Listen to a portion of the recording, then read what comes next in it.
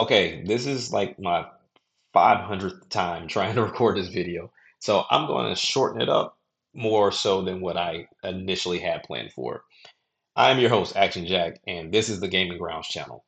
So the purpose of me making this video is seeing the frustration or the concern of Xbox doing this Play Anywhere initiative that they've been doing for years, and what that means for the gaming space when we talk about having Microsoft, Sony, and Nintendo.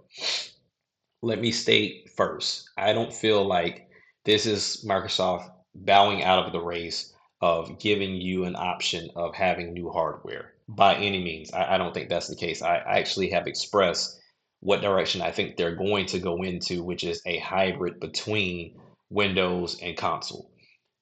But I understand some people's frustration, but I also think that is being looked at from a different lens than what they should be looking at. So this is what I'm getting at.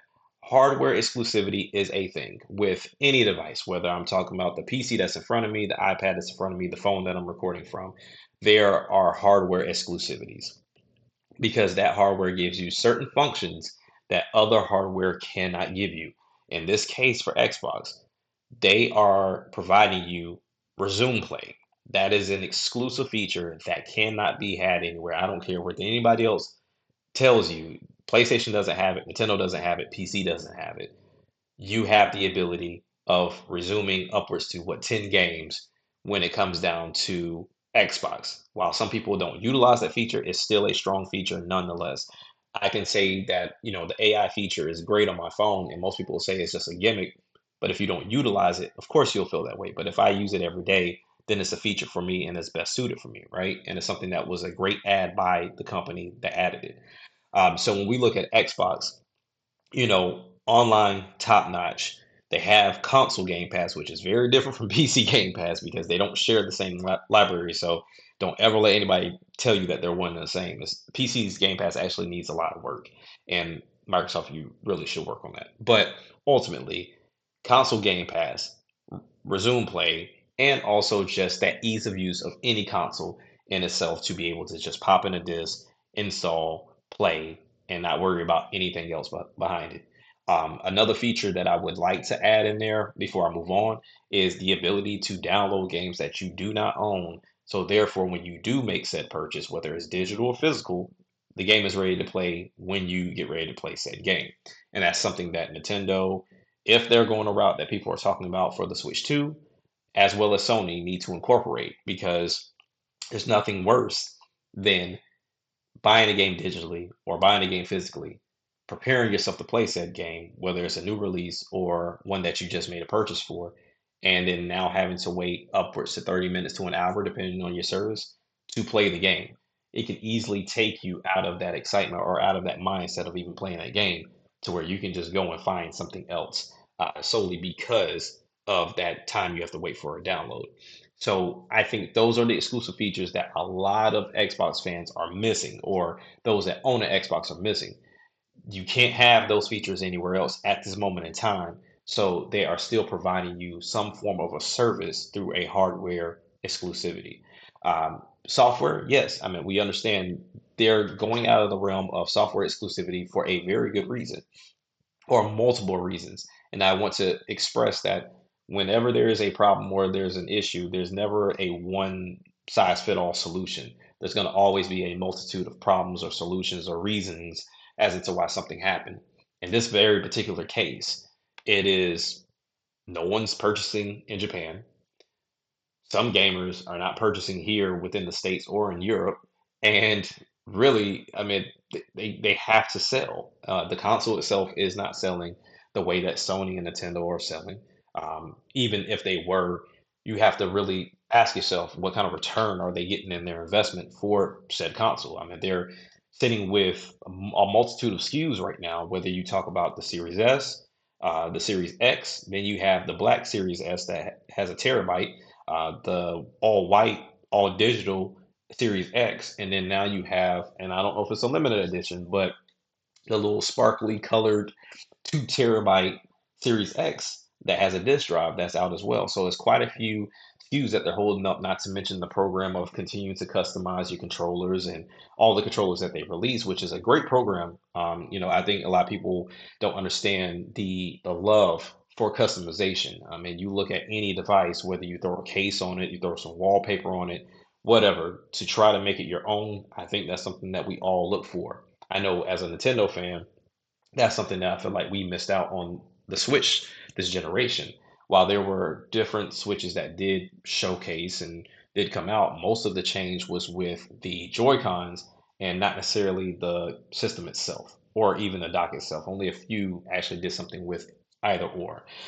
So I think that's where Microsoft is heading. They understand what they need to do, and they understand that we are now in a realm of service to where we're talking about subscriptions. There's not a single person watching this right now that doesn't subscribe to something, whether it be a Netflix, a Hulu, a Disney Plus, a Sirius XM, whatever. Like you're subscribed to something. Does it suck for most things? For sure. But when I look at the gaming space, as much as I want to own my games, I'm not going to be a hypocrite and say that having a streaming service or a subscription service isn't something that's beneficial for me because I don't hold on to my games. If I beat it and I show no interest in it, I trade it in or I sell it to someone. I don't have a need to hold on to it. If I want to play it again, then I have to make that conscious decision. Do I want to make that purchase again? And yes, it costs me more money, but hey, that's just how I operate. Ultimately, I don't make a repurchase. Never really had, to be honest with you.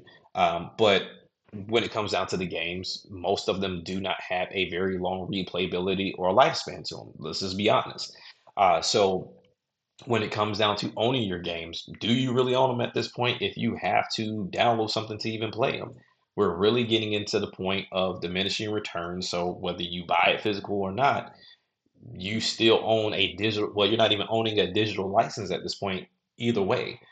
So it really comes down to what you're telling yourself and what you want to believe. At this point, it is what it is. So when I sit back and I look at what Microsoft is doing, is really just everything that's being shoehorned into every aspect of our medium. Whether we're talking about, like I said, streaming services, or when you look at things like Microsoft 365, to where you can't purchase that anymore, Adobe, you can't do it anymore. Even as a music creator myself, a producer, I have Logic on my Mac, but they just added Logic not too long ago onto iPad, and that's not something you can just up and purchase or claim because you own it already. That's a subscription service. You have to pay $5 a month to utilize Logic on your iPad. And I think Final Cut Pro is the same way. So everyone is finding some way to continue to get money out of your pocket opposed to a one-time purchase. So all in all, Microsoft is going the route that best suits them.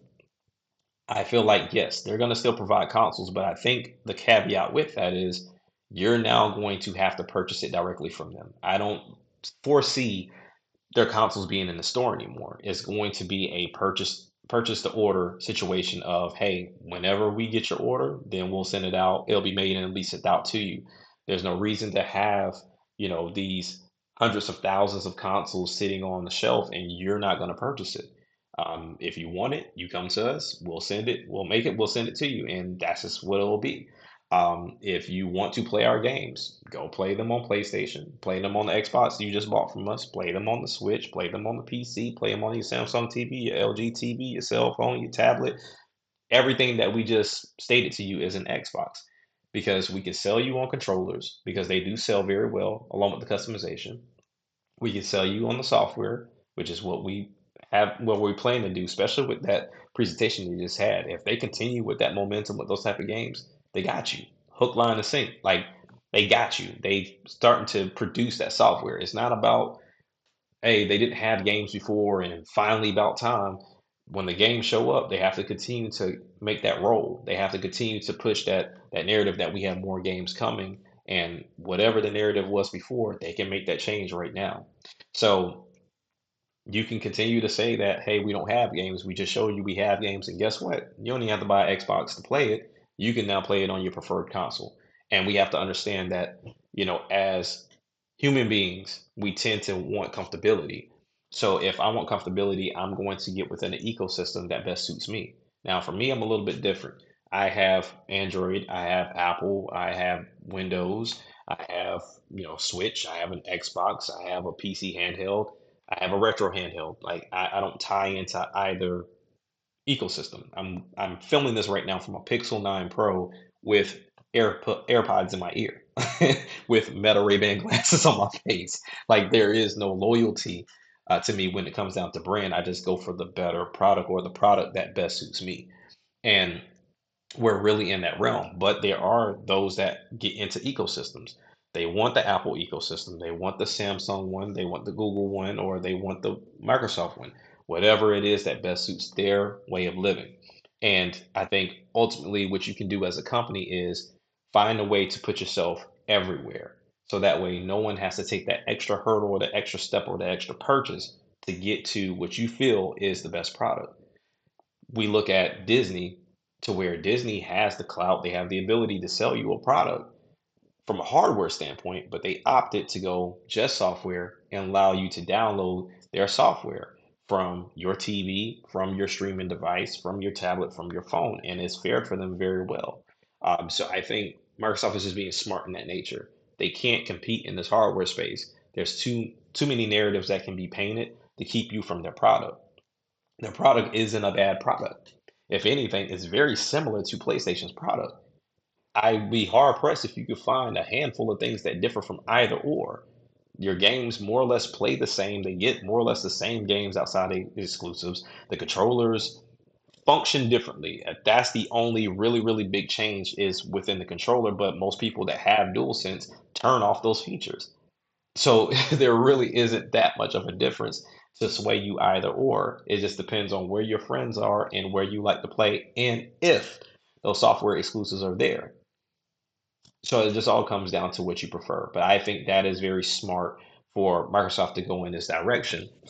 And with them going in this direction, you would beg the question of, well, what does that mean for our gaming space when it comes down to Nintendo and Sony? I think Nintendo is showing you very strong. Like we understand this hybrid game is very, very real. Like this hybrid game is real, but at the same time, we have one leg up on you. We've been supporting ourselves with exclusives, and our exclusives are tried and true because we stayed and we stuck to our IP and we built our IP, something that Sony and Microsoft have yet to do.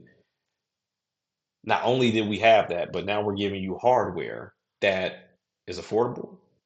Once we see the price, which I think will be 400, 450, is affordable, but now we got the third party that have held you two up.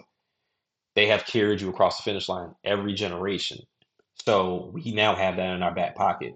If our product can allow these developers to get their dreams out and have these games function as they should, and we make it portable, Sony and Microsoft lose in that fight. And then when we look at Sony, Sony's had every avenue to establish IP and keep them. They have had the ability to make a very strong console to manage all of this. They've had the ability to get into VR and really take over as the only console that handles that. Because once again, PC may be capable, but it's not comfortable. There's nothing comfortable about PC gaming. Everything that comes with PC gaming, there's nothing plug and play about it, whether you're talking about VR or flat gaming in its entirety. Like I can't give somebody a PC and just tell them, hey, go and play this game. I just can't do it. There's other caveats that come with it. They have to figure out if their system is capable of playing that game at the level they want it to play at. Console, you don't have that issue. And the same thing goes with VR. And unfortunately, Sony has dropped the ball quite a few times in each of those ventures. Their name still holds tried true, gold standard, but you can easily lose it the same way you gained it. So when I look at the gaming space, all three will still be here. I still want Sega to make another crack at it. I don't have the means to give them the money to do that. And I wouldn't listen to the fan base either because the fan base likes to do a lot of this and not enough of this. And that's how a lot of developers get in trouble and a lot of gaming companies or companies in general get in trouble because a lot of people speak on what they want and then they don't purchase because they don't like the price, or they're not ready to make the purchase, or it just sounds good to reminisce and feel that nostalgia that you once had for that product. But I'll tell you first and foremost, if I have the money to invest into Sega to do something like that, I would, because I feel like right now we need another manufacturer that comes with the creativity and the love and the ability and the uh, care to take risks the same way Nintendo does with their consoles and their games. And I feel like Sega would do the same thing. I think that's the closest competitor that Nintendo has ever had to being that creative source that we need. So, all in all, we have our big three, well, only three at this point. PC does exist, but ultimately, Microsoft is doing what is best for them, which in turn would be best for the consumers. But when it comes down to exclusivity, yes, Microsoft and Sony's games are going to PC.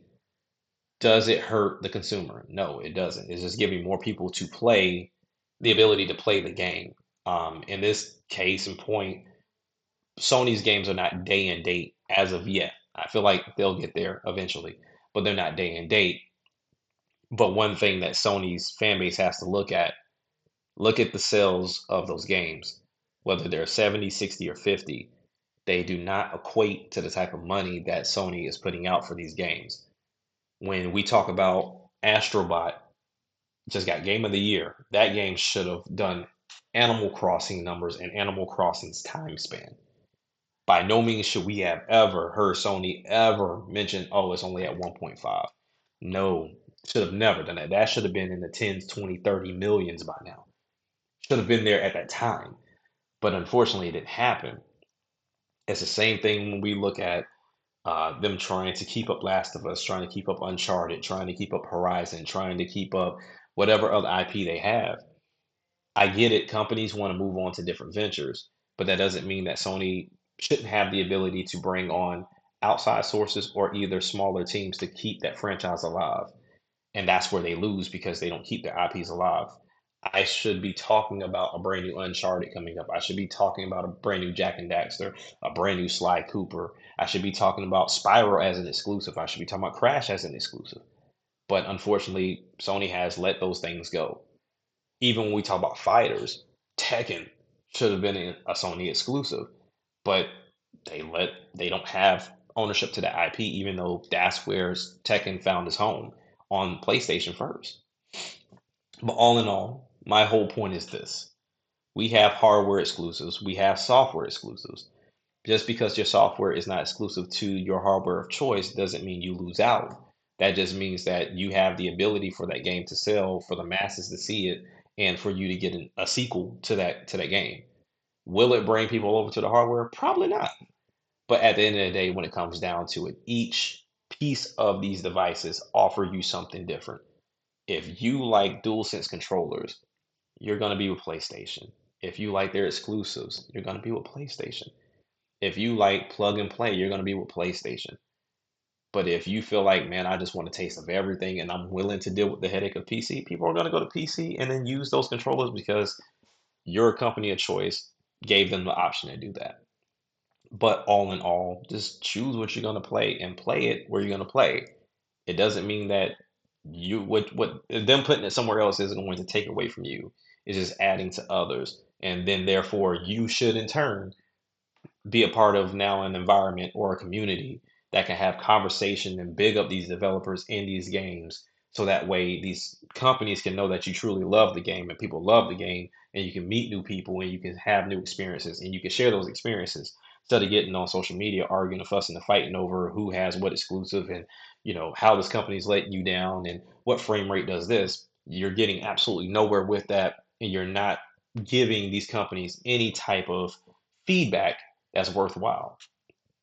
If anything I've seen within this gaming space, and I'm at 36 right now, consumers are the cancer for gaming. Most consumers are the cancer for gaming. Arguing over nothing, fussing over nothing, purchasing nothing, and then all ended up at the end of the day, a couple of years down the line, man, I wish this company still made this game that I loved, even though I didn't pay for it, play it, or do anything else with it. All in all, man, I hope y'all enjoy this video. This will be my setup going into the podcast starting in February, as well as the news channel. So, stick with me. This is going to be my slow intro. I'm going to do some pilots to really start trying to get a feel and try to get the acoustics right and get everything sounding right because I am a perfectionist. But this is the start of a great venture going forward, and continue to push that narrative of positivity within gaming. So stick with me, stick with the Winging It podcast, stick with the Sandstorm, Shadowcast, Andre, the game idea guy, anybody that makes content that you see us around, because we're here to spread knowledgeable sources, argue with the nonsense, and then spread the positivity and the correct information. I've been your host, Action Jack. I'm out. Peace.